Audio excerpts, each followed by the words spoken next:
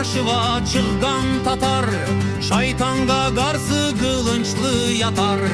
Camiler yangan, yürekte yara, düz geçmez bu yol azatlık bolğa. Camiler yangan, yürekte yara, düz geçmez bu yol azatlık bolğa. 7 san ordu Ruska karşı bardı, kanğa boyaldı Kırım'nın dağları. Şehit boldu Noman, sözde ızdırap, unutmay Tatarlar Allahu Ekber. Şehit boldu Noman, Çelebi Cihan, unutmay Tatarlar Allahu Ekber. Allahu Ekber, Allahu Ekber, Allahu Ekber, Allahu Ekber, Allahu Ekber, Allahu Ekber, Allahu Ekber, Allahu Ekber. 300 yıl bolgan zulümge sabır, sürgende öldürdü 100.000 Tatar. Kamap kırganda Bolşevi vurdu, camiler küygen töbenge kırdı.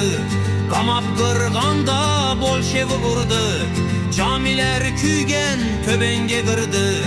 Biz yaşamaz kaygı şeref bizde, Allah yolda yürür Tatar dindi. Dobruca Kırım Anadolu birdir, Tatar ayağa kaslarga kıdır. Dobruca Kırım Anadolu birdir, Tatar ayağa kaslarga kıdır.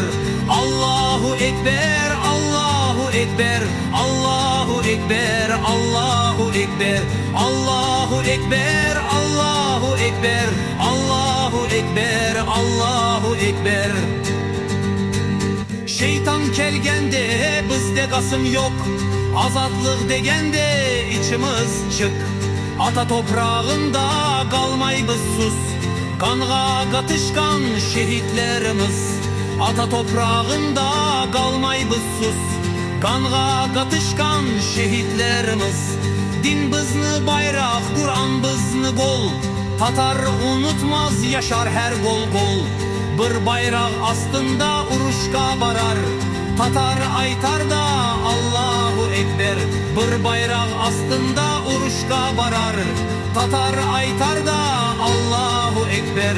Allahu Ekber, Allahu Ekber, Allahu Ekber, Allahu Ekber, Allahu Ekber, Allahu Ekber, Allahu Ekber, Allahu Ekber.